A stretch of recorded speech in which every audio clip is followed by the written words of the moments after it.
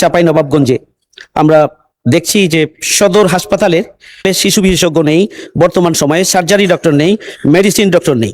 সুতরাং এই শূন্যপদ সহ সারা দেশের শূন্যপদ কত দ্রুত পূরণ করা হবে সেই বিষয়গুলো আমি সরকারি হাসপাতালগুলোতে শয্যা, আইসিইউ, ডেঙ্গু পরীক্ষা, প্লাটিলেট, ঔষধ, চিকিৎসা সরঞ্জাম এবং চিকিৎসক নার্সের পর্যাপ্ততা নিশ্চিত করার পদক্ষেপ কি নেওয়া হয়েছে?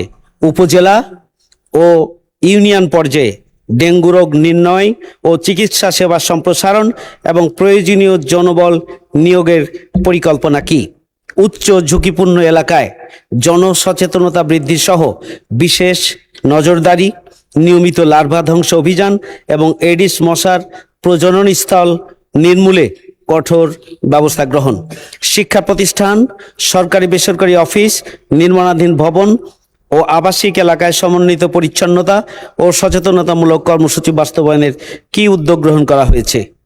পাশাপাশি হামের অভিজ্ঞতা থেকে শিক্ষা নিয়ে ভবিষ্যতে ডেঙ্গু সহ যে কোনো সংক্রামক রোগ মোকাবেলায় একটা সমন্বিত জাতীয় জনস্বাস্থ্য প্রস্তুতি ও জরুরি প্রতিক্রিয়া ব্যবস্থা গড়ে তোলার বিষয়ে সরকারের সুনির্দিষ্ট পরিকল্পনা কি?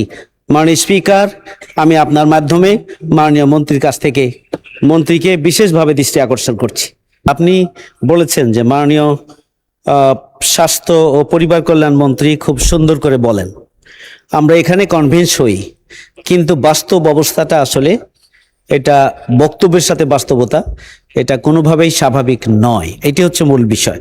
কারণ আইসিইউ তো একটা সদর হসপিটালে আইসিইউ নাই, তাহলে উপজেলায় কোথায় যাবে? আমি বলেছি যে ইউনিয়ন পর্যন্ত এই সেবা মানে পৌঁছে দেওয়ার উপায়টা কি, এর কোনো উত্তর এখানে আসে নাই।